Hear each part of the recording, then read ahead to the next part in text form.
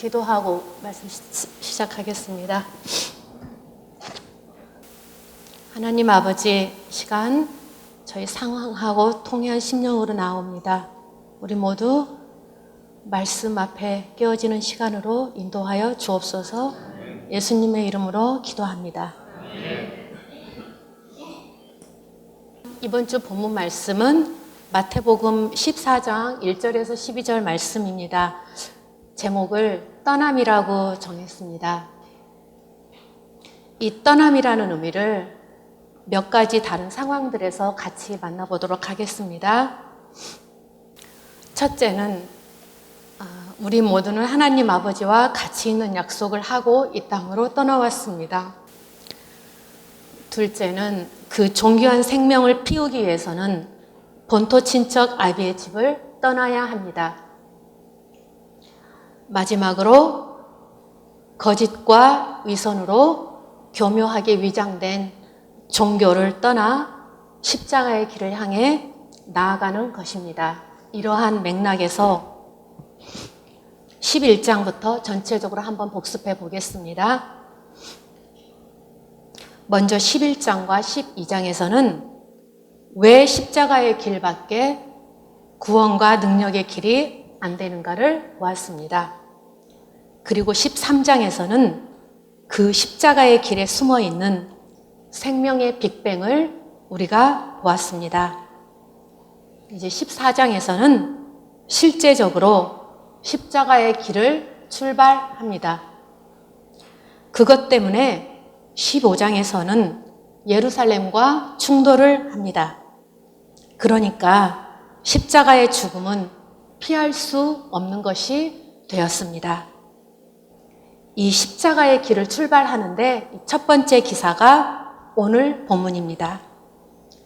이 본문은 세상의 허무와 저주의 민낯을 돋보기로 확대해서 보여주기 때문에 확연하게 우리는 세상의 정체, 그 민낯을 볼 수 있습니다.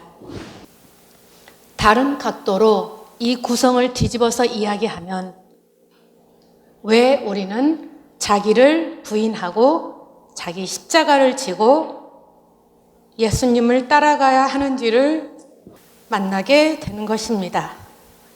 내가 내 십자가를 진다는 말은 나의 정체성이 선명해지는 것입니다. 십자가는 나됨을 피우는데 필요한 고난과 도전을 받는 것이기 때문에 내가 내 십자가를 지는 만큼 나의 정체성이 선명해집니다. 다시 말하면 이 말은 종말과 도래하는 하나님의 나라를 바라봄이 있는 것입니다. 그러니까 내가 그 하나님의 나라가 도래할 때 나는 어떻게 피어 있는지, 어떤 열매를 맺어 있는지 그것을 바라보기 때문에 담대하고 진실되게 살아갈 수 있습니다. 오늘 본문에는 크게 두 가지가 나옵니다. 첫째는 잔치의 대조가 나옵니다. 처음에 왕의 잔치가 나오는데 왕의 잔치는 생명이 죽임을 당하고 지옥문이 열립니다. 등장인물 곧 세례 요한과 헤롯 왕 그리고 헤로디아 살로메가 나오는데 죽임을 당하든지 죽음의 권세에 나락으로 떨어지는 모습을 우리는 보게 됩니다.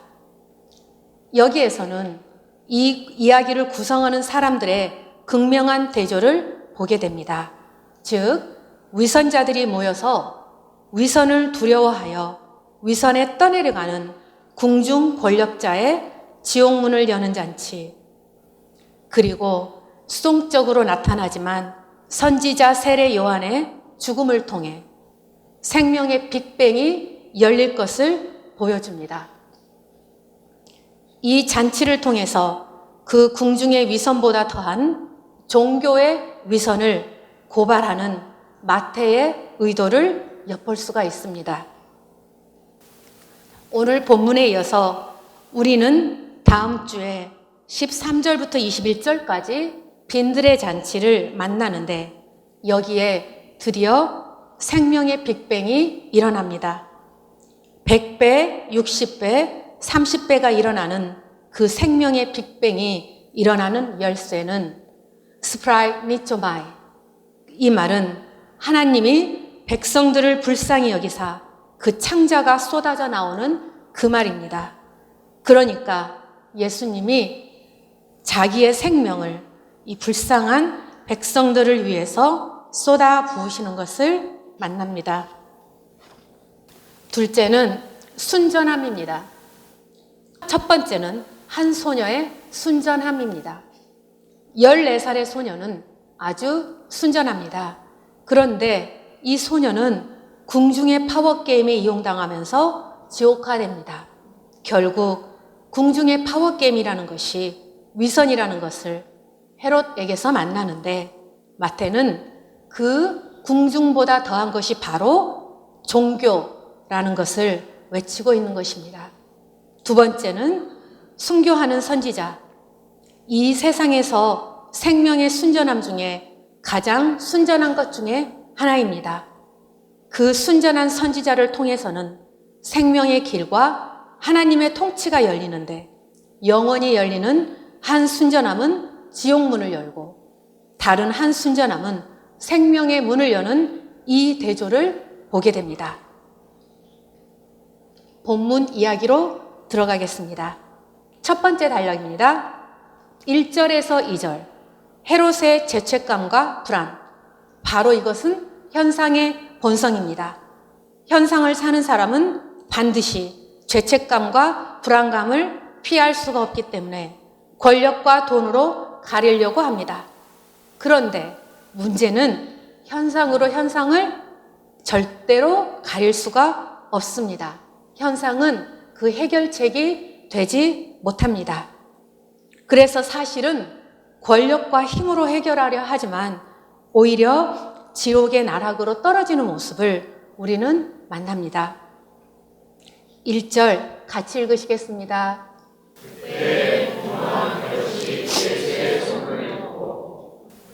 앞에 13장 마지막 부분에서 예수님께서 천국의 비밀을 여시고 고향으로 내려가셨는데 배척당하시고 그들이 믿지 않음으로 말미암아 거기서 많은 능력을 행하지 아니하심을 보았습니다. 결코 본질을 볼 수 없는 현상의 어둠의 때 그때입니다. 그와 동시에 이제 하나님의 때가 서서히 다가오고 있음이 복선처럼 느껴집니다. 예수의 소문, 이 소문을 헤롯이 들었어요. 그런데 2절 같이 읽어보시겠습니다.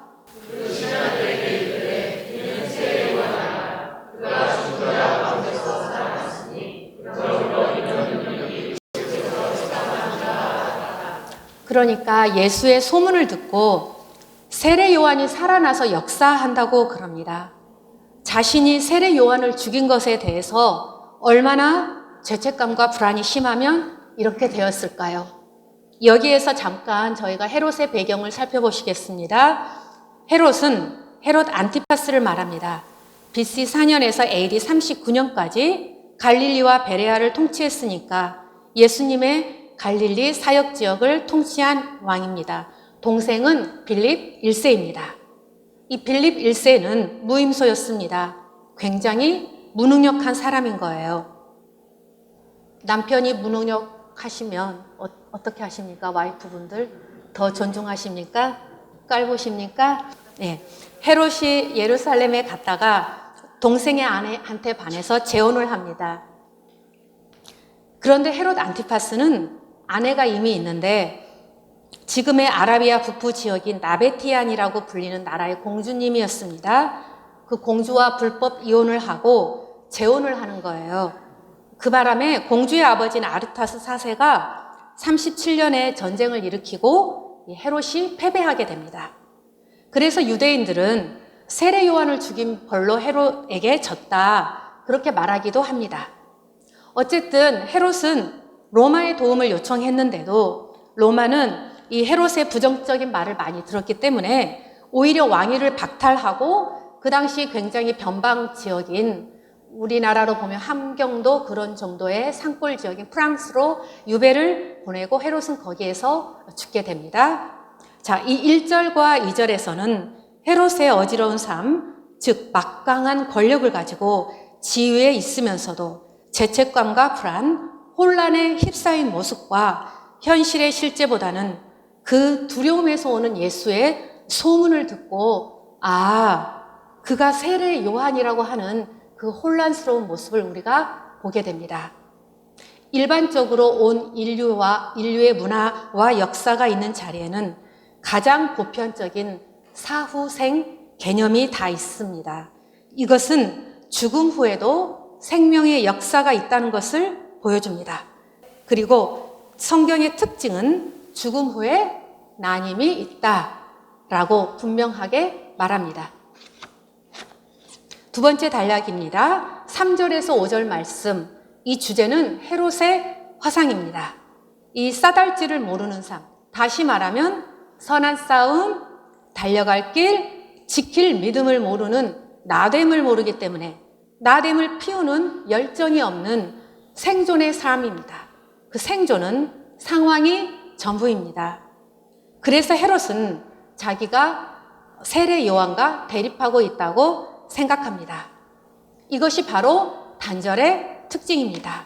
스스로를 강화시킵니다. 가인의 역사에서도 볼 수 있습니다. 단절을 강화시키면 시킬수록 삶은 저주가 됩니다. 이 싸달지 모르는 생존은 매 순간 매 초 지나가는 계산이 전부인, 그런데 무엇을 어떻게 계산해야 되는지를 못 보는 스스로 저주를 부르는 그 어리석음을 우리는 만나게 됩니다. 3절 같이 읽어보겠습니다.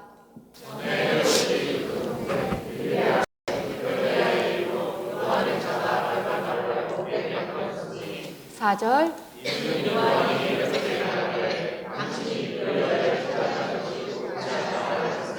5절 예수 요한은 조주하되 자, 3절에서 볼 수 있죠. 이것은 전에 그랬던 사건이에요. 그래서 지금은 사실 별로 상관이 없습니다. 이 세례 요한에게 헤롯은 아주 우스운, 감히 상대도 안 되는 대상입니다. 왜냐하면 세례 요한은 우주를 품고 있는 사람이고 헤롯은 조그마한 지역에서 왕노릇 한다고 어리석은 짓만 하는 사람이기 때문입니다. 그런데 그 세례 요한을 헤롯이 원치도 않는데도 죽이게 되는 그런 일이 일어나는 거예요. 세례 요한의 가슴은 하나님의 나라를 품고 있는데 세례 요한이 옳지 않다라고 말한 것은 그런 말을 해야 될 상황이 있었기 때문이죠. 그때 율법적으로도 금지된 일이고 또한 살아있는 동생의 아내를 취하는 것은 인륜 도덕적으로도 이건 해서는 안 될 일이기 때문에 옳지 않다라고 한번 한 것입니다. 그런데 헤롯이 내가 했지만 그것은 내가 잘못한 일이었다 인정하면 끝날 것을 그걸 끝내지 못해서 결국 비극적 결말을 불러일으키는 것입니다. 본문에는 헤롯이 8번 나옵니다. 그 중에 7번이 주어로 나옵니다. 그럼에도 불구하고 헤롯이 이 본문의 주체가 아닙니다. 헤롯에 의해서 본문이 만들어지는 것이 아니라 본문의 상황에 의해서 헤롯이 만들어지는 이런 상황의 눈치 보기와 계산, 싸달지가 없는 무적행에 떠내려가는 삶을 아주 적나라하게 보여줍니다. 그러니까 이 사람에게서는 결코 생명의 빅뱅이 있을 수가 없습니다. 자, 여기에서 우리가 살펴볼 문제는 영적 전쟁의 핵심 바로 정체성입니다. 영적 전쟁은 나됨을 찾는 생명을 피우는 삶인데 정체성이 없는, 즉 생명을 죽이는 삶을 헤롯을 통해서 만납니다. 여기에서 핵심을 다시 한번 살펴보겠습니다. 마태복음 4장 1절에서 11절 말씀. 예수님이 시험을 받는데 보면 마귀가 네가 만일 하나님의 아들이어든 이 부분이 2번 나와요. 2번 나오고 그 다음에 만일 네가 내게 엎드려 경배하면, 그렇게 해서 예수님의 정체성의 문제를 가지고, 이 3번 모두 다 정체성의 문제를 가지고 예수님을 시험을 하는 것입니다. 그런데 예수님의 답변은 기록되었으니 그렇게 3번 모두 말씀하십니다. 그러니까 예수님은 말씀의 세계를 알고 또 말씀 세계 안에 아버지를 알고 나를 알고 있는 것입니다. 그러니 결코 마귀는 이 예수님의 정체성을 흔들 수가 없습니다. 서두 부분을 같이 정리해 보겠습니다. 첫 번째, 하나님을 믿는다는 것은 진리로 자유한 것입니다. 그 말은 만들기, 보이기에서 자유하다는 것입니다. 그래서 창조하신 진짜 나로 사는 것입니다. 우리의 에고의 욕망은 끊임없이 뭘 하나 만들어서 나 성공해야 해, 나 가져야 해, 이것으로 사람들에게 보이게 하려고, 그래서 대접받으려고 하니 이 에고의 욕망은 결코 죽지를 않고 결코 돌이킴이 불가능합니다. 이 돌이킴은 오직 나만이 할 수 있습니다. 그런데 그 나가 겸비하여 나를 부인할 때 돌이켜지는 것인데, 이 에고는 죽을 수 없는 자기 절대화를 시켜놓았기 때문에 에고로 하는 머리의 이해나 종교로는 절대로 돌이킴이 되지 않습니다. 다시 말하면 이 에고는 거짓 자아이기 때문에 나됨, 하나님이 창조하신 진짜 나를 모릅니다. 그러니 살아가면서 하나님의 말씀과 섭리를 계속 패하는 삶, 역설적이지만 죽어도 자기를 내려놓지 못하는 삶을 살아갑니다. 그런데 성도님들은 행복이 무엇이라고 생각하십니까? 행복은 무아, 즉 나를 잊어버린 상태입니다. 그러나 이 에고의 사람은 내가 주인이 되어서 평생 행복을 거부합니다. 그래서 평생 내 맘대로 다 되어야 행복해. 내 자신도 내 가족도 모두 내 맘대로 되어야 해. 그래서 평생을 불행하게 사는 것입니다. 심지어 하나님 앞에 나와서도 하나님을 느끼지 못하고 자기뿐인 이 에고의 저주를 살아가게 되는 것입니다. 둘째, 그렇다면 믿음으로 산다는 것은 무엇인지 함께 살펴보겠습니다. 첫 번째는 일용할 양식의 의식주로 살아가는 것입니다. 왜냐하면 현생을 살아가는데 내가 얼마나 멋있게 입었느냐, 보이느냐, 그냥 지나가는 허상에 초점이 되면 나됨을 나누고 희생하고 그러면서 피워야 하는 삶이 아니라 얼마나 멋지게 보이느냐, 가졌느냐, 즉 껍질만 만들기에 다 떠내려 보냅니다. 두 번째는 마라나타입니다. 마라나타는 내가 이 한 생애를 살아가는데 이 한 생애 동안 얼마나 잘났나 그런 것이 아니라 내가 이 생애를 마치는 날 만날 주님을 기대하고 기뻐함으로 단장한 순결한 신부가 되어서, 그렇기 때문에 사모함으로 그 주님 만날 것을 바라보며 사는 것입니다. 앞부분에서 본 것처럼 이 땅을 이 땅으로 현상으로 떠나올 때 했던 아버지와의 약속을 가슴에 품고 사는 것입니다. 그러니까 이 사람은 현재가 주님 만날 날을 만들고 있기 때문에 당연히 지금 이 순간 오늘을 정직하고 진실되게 살 수밖에 없습니다. 바로 현재를 영원으로 누리면서 진실과 용기로 살아가는 것을 믿음으로 산다라고 말합니다. 그런데 종교인은 거꾸로 삽니다. 종교인이 원하는 것은 떡, 천사 수종 들기, 만국 영광을 구하고 삽니다. 만약에 저희가 매주 교회 올 때 누군가 100불씩, 1인당 100불씩 준다. 아니면 교회 천사가 나타나서 수종돈 역사를 본다. 아니면 세계에서 유명한 인사, 무슨 스타들이 온다고 가정하면, 지금 이 자리에 서 있다라고 가정하면 지금 주차장 바깥까지 주차할 곳이 없을 것입니다. 왜냐하면 그것을 구하기 때문입니다. 종교는 결코 십자가를 구하지 않습니다. 자, 서론이 끝났고요. 이제 오늘 본문의 중심 파트로 넘어가겠습니다. 6절에서 11절 말씀, 지옥을 여는 잔치, 즉 나됨이 없는 에고의 열매입니다.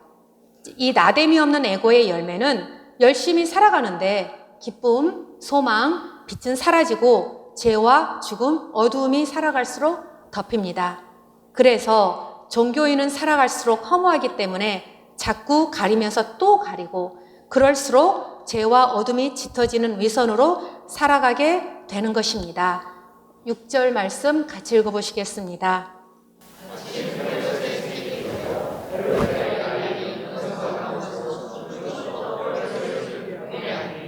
헤롯의 생일이니까 어떤 잔치가 될까 궁금해집니다.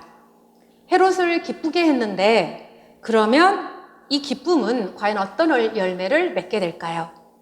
기쁨이 있으면 그 기쁨이 참 풍성해져서 그 잔치가 놀라워져야 되는데, 당연히 좋은 결과를 일으켜야 되는데, 거꾸로 기쁨까지도 지옥으로 만드는 이 세상 현상을 이 본문은 보여주려고 하는 것입니다. 7절 같이 읽겠습니다.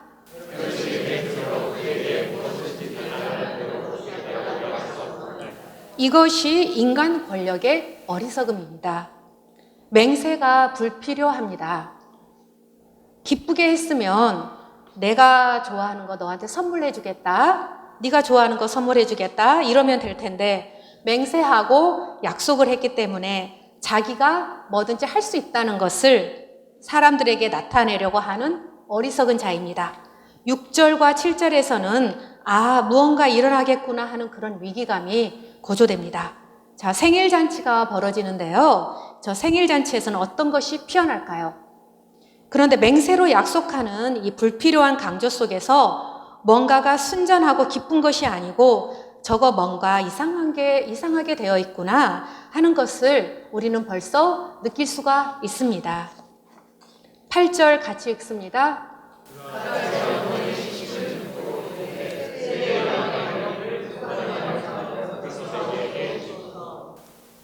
이런 세상의 어미가 있을 수 있을까요? 14살의 순전한 딸을 지옥을 여는 도구로 사용합니다. 이 딸은 이제 이 사건, 이 평생의 악몽과 죄책감에 시달릴 텐데 이걸 벗어난다는 것은 성령의 역사 아니고는 불가능합니다. 그리고 아예 헤롯이 피할 수 없도록 올가맵니다. 소반에 얹어서 여기에서 내게 주소서. 그러니까 헤롯이 해주겠다 했으니까 어쩔 수 없이 헤롯도 헤어날 수 없는 늪에 빠지게 되고 맙니다. 완전히 타락된 순전함, 14살짜리의 가슴은 모든 아름다움과 신비가 곁들 수 있는 것인데 거기를 지옥이 차지해버립니다. 이 어둡고 이 비참하고 이 말할 수 없는 공포가 완전히 차지하여서 순전함이 타락되면 돌이킴은 사람으로서는 절대 불가능합니다. 그런데 이 소녀뿐만 아니라 서로의 관계 속에서 우리의 순전함이 완전히 타락된 나 자신, 또 서로를 봅니다. 정말 어린아이 같은 순전함이 살아있는 사람이 얼마나 있을까요? 9절 같이 읽어보겠습니다.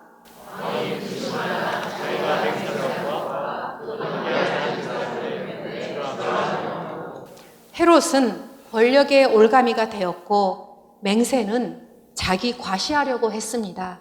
그리고 사람들 때문에 어쩔 수 없이 된 것은 자기 보이기 때문에 자기의 말이 스스로에게 올무가 되고 만 것입니다. 본문이 아주 재미있는 것을 보여줍니다. 정체성이 없기 때문에 자기를 만들어 보이는 그 허무한 삶의 무적행을 보여주고 있습니다. 그래서 5절에 보시면 죽이려 하되 사람들이 선지자로 여김으로 그렇게 할 수가 없습니다.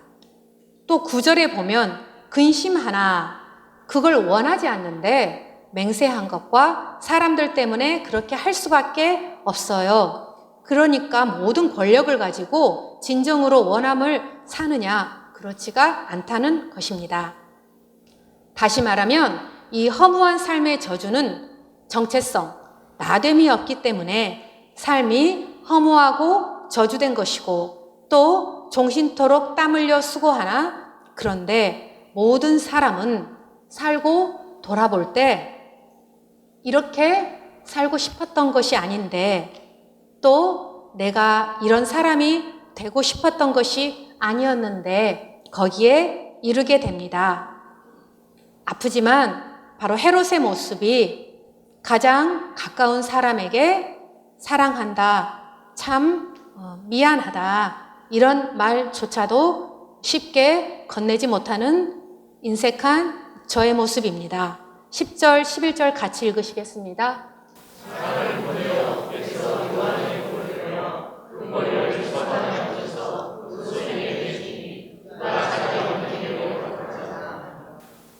이제 1절에서 9절의 결과가 나타났어요. 두 번째 질문 성도님들께 여쭤볼게요. 인생이라는 것이 무엇일까요? 원하는 것을 얻으려고 치열하게 사는 것인데 심지어 자기 자신까지 바라면서 그렇게 자기 맘대로 삽니다. 그런데 헤롯은 자기 맘대로 다 했지만 사실은 자기가 원치 않는 것을 한 것입니다. 서론 부분에서 헤롯이 8번 나오는데 단 한 번 목적격으로 나오는 것을 살펴보았습니다. 그 단 한 번은 바로 세례 요한이 헤롯한테 옳지 않다라고 그랬어요. 그런데 그 말이 영원히 이루어졌어요. 다시 말하면 자기 맘대로는 7번을 했으나 그것은 원치 않는 인간 말의 헛됨이었고 딱 한 번 옳지 않다라고 했던 그 하나님의 말씀의 엄중함을 여기에서 다시 만나게 됩니다. 저희가 이 말씀에 비추어 이사야서 말씀 같이 읽어보시겠습니다.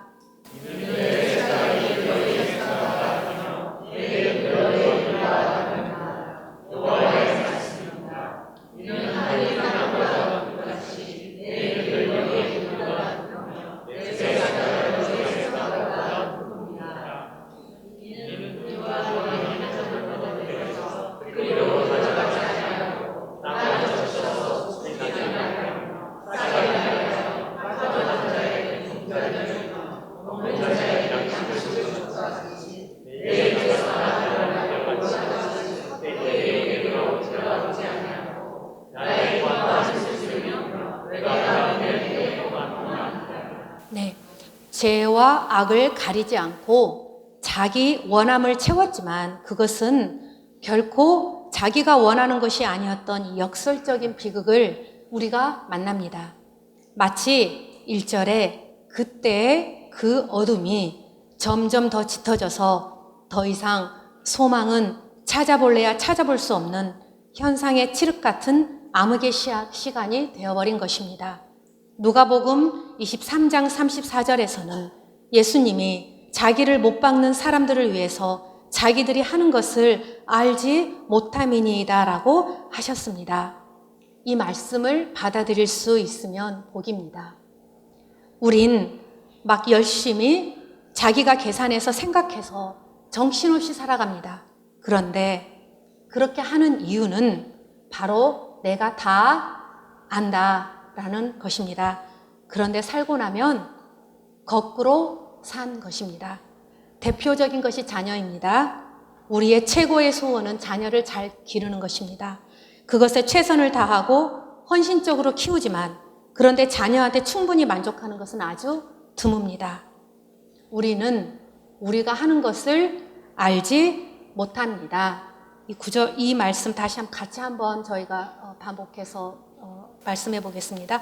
우리는 우리가 하는 것을 알지 못합니다. 이걸 알아야 말씀 만나는 것을 원하고 말씀에 붙들림 받기를 원하고 말씀의 세계를 살기 원하는데 종교인들은 자기가 다 알고 옳다 합니다. 그러기 때문에 이 말씀을 받을 수도 없고 결코 돌이킬 수 없습니다. 12절 말씀 같이 읽겠습니다.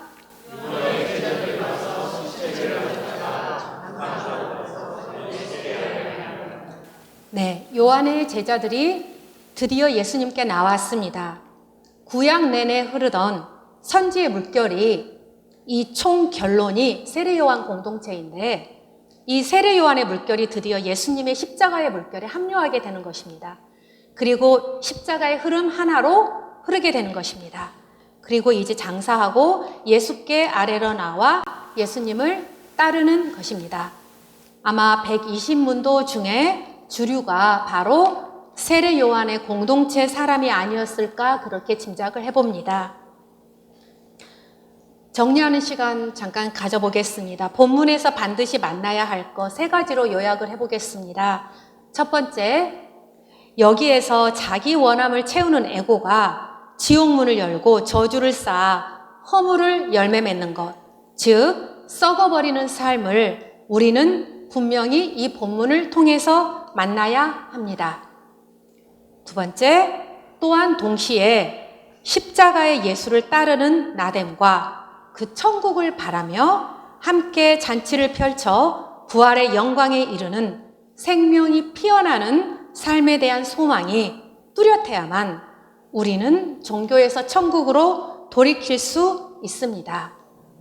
세 번째, 마지막 포인트는 종교에서 돌이킴은 우리 몸을 불사르게 내어주어도 안 된다는 것입니다. 왜냐하면 전혀 차원이 다르기 때문에 우리 차원에서 무엇을 어떻게 해서 되는 것이 아니라는 것을 만나게 됩니다. 그러면 이 본문에서 저희가 한 가지 질문을 해보겠습니다. 하나님은 과연 용서받을 수 있는가? 여러분들은 어떻게 생각하십니까? 이 질문에.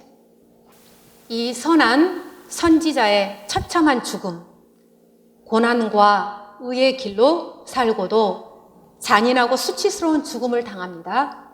그뿐 아니라 이 세상의 수많은 폭력들, 이걸 위해 전쟁도 불사하고 어린아이들이 굶어 죽고 전쟁에서 죽고 착취당하는 이런 것을 허용하는 하나님을 용서할 수 있습니까? 어떻게 생각하십니까? 만약 하나님이 용서될 수 있다면 그 유일한 길이 있어요. 2가지가 분명해야 합니다. 그 첫 번째는 이 현상이 절대 무가치한 허상이라는 것입니다. 현상에 어떤 것이 영광이 일어났던지 고통이 일어났던지 그것은 지나가고 나면 물거품처럼 쓰러져 버리는 것이고 진실과 사랑이 없는 영원히 가치가 없는 허무한 비실제라는 것입니다. 본문의 궁중의 권력이 허상입니다. 그렇다면 현상에서 어떤 것이 일어났든지 우리는 거기에 대해서 하나님을 허용할 수 있습니다. 둘째, 우리의 선택이라는 것이에요. 우리의 선택이어야 합니다. 그 진실과 사랑 없는 허무한 비실제를 우리가 선택했습니다. 우리 스스로 거짓을 살았습니다. 그래서 오늘날 이 세계가 이렇게 되었다 하는 것이 분명하다면 그러면 하나님은 용서될 수 있는 것입니다. 무한한 우주 전체를 품으신 섭리입니다. 이 본문 속에 순전함의 극과 극을 보면서 저희 천국 침노방에 그냥 성경 이야기 한 부분을 다시 한번 제가 읽어보았습니다. 같이 읽어보시겠습니다.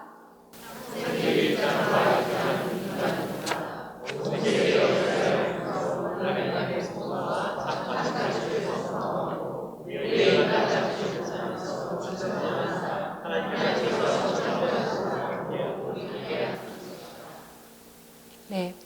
여러분 모두가 아시는 이야기, 우리 교과서에서 나왔었던 것 같아요. 알퐁스 도데의 소설 별이라는 이야기 있잖아요. 그 별에 보면 맑은 밤에 품음받은 목동에 자기 스스로에게 당당한 아름다운 선택, 그리고 그의 사람다운 사랑의 순전함, 만물과 하나됨, 이게 아주 아름답게 묘사되어 있습니다. 그 이야기는 주인공 목동으로 시작합니다.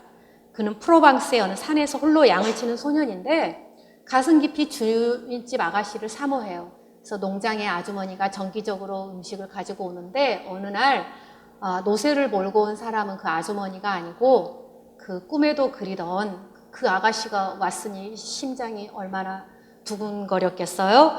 그런데 아가씨가 집에 돌아가는 길에 폭우를 만나서 돌아가지 못하고 다시 목동이 있는 곳으로 와서 같이 밤을 지새게 되는 그때 일어난 그 고백을 제가 한번 읽어보겠습니다. 자, 주인공 목동이 자기 어깨에 기대어 잠이 든 아가씨를 보면서 하는 고백입니다. 당신이 만약 아름다운 별들 아래서 밤을 지새운 적이 있다면 모두가 잠든 시간 동안 고독과 침묵 가운데 신비로운 세상이 새로운 눈을 뜬다는 걸 아실 겁니다. 그 순간 샘물은 더욱 맑은 소리로 노래하고 연못에서는 작은 불꽃들이 피어오릅니다. 날이 밝아 하늘의 별들이 희미해질 때까지 그녀는 그렇게 가만히 있었습니다.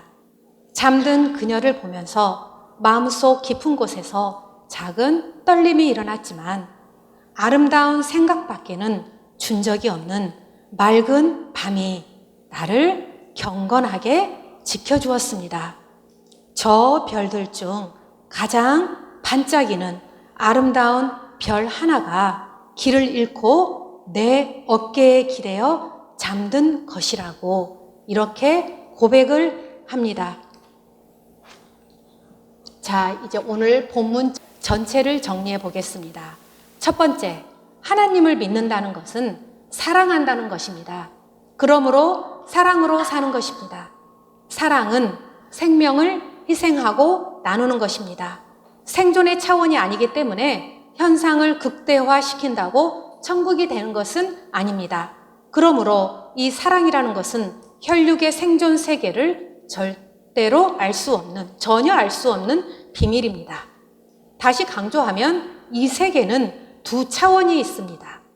하나는 거짓입니다. 거짓의 차원에는 내가 중요합니다. 예배 드릴 때조차도 내가 중요한 사람, 말씀을 나누면서도 말씀을 얼마나 정직하게 나누느냐 보다도 내가 얼마나 잘 나누었느냐가 중요한 사람, 이것 모두 거짓에 속한 사람들입니다. 거짓 자아에 거짓된 현상, 욕망으로 거짓으로 원하는 삶을 살기 때문에 그런 것입니다. 거짓은 악입니다. 순전함까지도 지옥화시킵니다.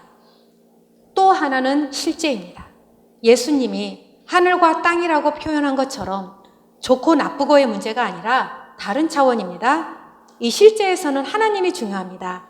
선하고 의로우신 하나님의 섭리인 하나됨, 나됨을 피우는 그 희생과 나눔의 삶, 십자가의 삶이 중요합니다. 그런데 하나님이 중요하다 그럴 때는 종교인은 이렇게 생각해요. 하나님과 우리를 단절시켜서 하나님만 중요한 것처럼 합니다. 아닙니다. 하나님과 우리는 하나이기 때문에 하나님이 중요하다 그럴 때는 우리가 서로 중요하다는 것입니다. 거짓에서는 나만 중요합니다. 이것이 얼마나 지독한 것인지 우리 다 경험하는 것입니다. 부부간에도 나만 중요할 수 있습니다. 우리들만의 나됨, 서로가 중요합니다. 두 번째, 우리의 선택이어야 한다는 것. 그러면 우리가 이제 돌이켜야 한다는 것을 말합니다. 오직 돌이킴만이 차원 전환의 유일한 길입니다. 예수님은 육으로 난 것은 육, 영으로 난 것은 영이다. 그렇게 말씀하셨습니다. 육이 영이 될 수 없고 영이 육이 될 수 없습니다. 그래서 16장 24절 누구든지 나를 따라오려거든 자기를 부인하고 자기 십자가를 지고 나를 따르거라. 즉 나를 따라오려거든 천국 생명을 누리려고 하려거든 자기를 부인하고, 이 말은 에고에서 돌이켜, 거짓 자아에서 돌이켜 자기 십자가를 지는, 즉 나됨을 피우는 섭리를 품어야 한다고 말씀하십니다. 섭리를 품는 것과 내 이익을 채우려고 하는 것은 좋고 나쁘고의 문제가 아니라 전혀 다른 차원입니다. 그렇기 때문에 우리 차원에서는 어떻게 해서 되는 것이 아니라고 했는데, 그러면 어떻게 돌이킬 수 있습니까? 세 번째 질문 해보겠습니다. 어떻게 돌이킬 수 있습니까? 우리 침노반 같은, 어떻게 돌이킬 수 있습니까? 안정환 성도님? 마음을 먹었으면 실천을 해라. 그런데 윗줄에 보니까 우리 차원에서는 어떻게 해서 되는 것이 아니다. 그렇게 글씨에 그렇게 나와 있습니다. 제가 그러면 원고를 그대로 다시 읽어보겠습니다. 저도 모르겠습니다. 처음부터. 자, 그러면 어떻게 돌이킬 수 있습니까? 돌이키는 길은 자기 직면밖에 없습니다.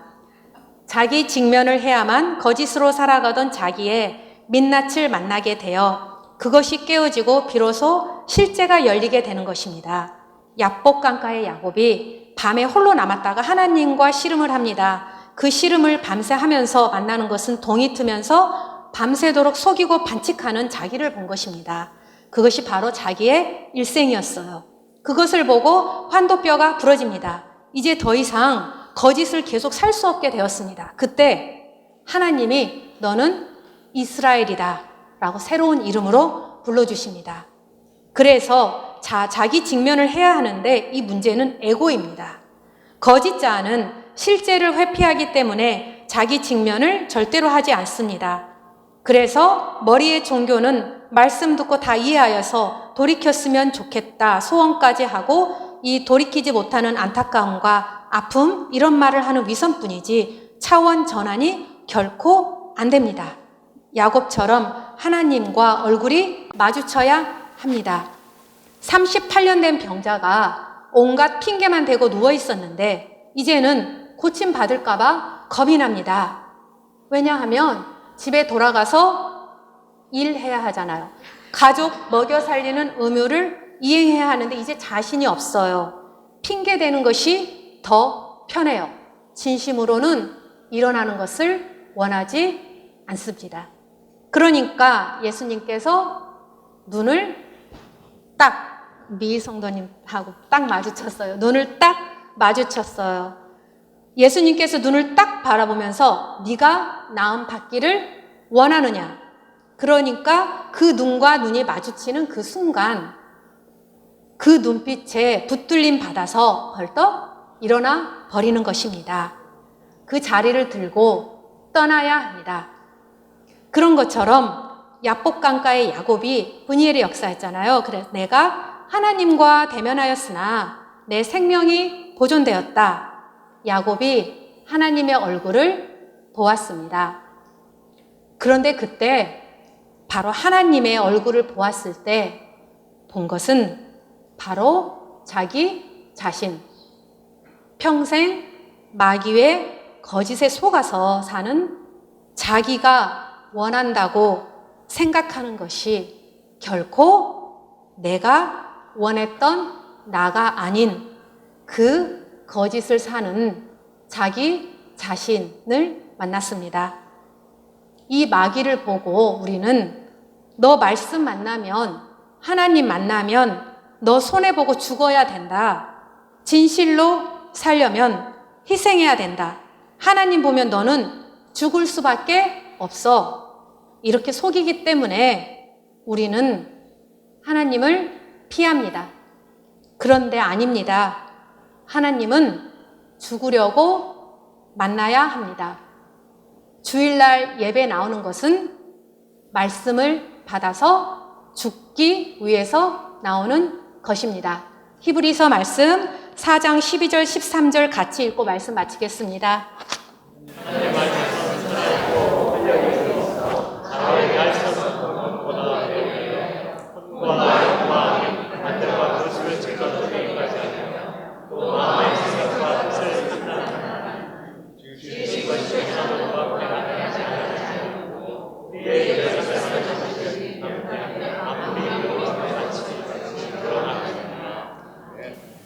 하나님의 말씀은 우리를 찔러 쪼개고 대수술을 일으켜 버리는 것입니다.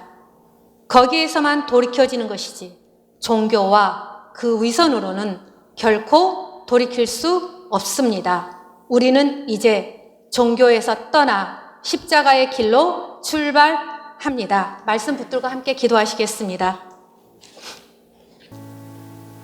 하나님 아버지, 거짓에 속아 중독된 우리는 이 세상 물결에 정신없이 휩싸여서 멈추지 못하고 고요한 맑은 밤에 그 아름다운 별들을 바라볼 겨를도 없이 청아하게 흐르는 샘물의 맑은 소리도 들을 겨를이 없이 이 신비로운 세상이 매일 새로운 눈을 뜬다는 것이 무엇인지도 모른 채 허무의 강에 온 몸을 던져 미친 듯이 살아갑니다. 아버지, 오늘 선포된 말씀이 우리의 혼과 영과 관절과 골수를 찔러 우리가 이 땅으로 떠나올 때 했던 아버지의 약속을 기억하게 하옵소서. 이제 종교에서 떠나 천국 잔치된 삶을 향해 나아가오니 십자가의 길로 출발하는 이 길을 축복하시고 함께하여 주옵소서. 이 모든 말씀 살아계신 우리 주 예수님의 이름으로 기도합니다. 아멘.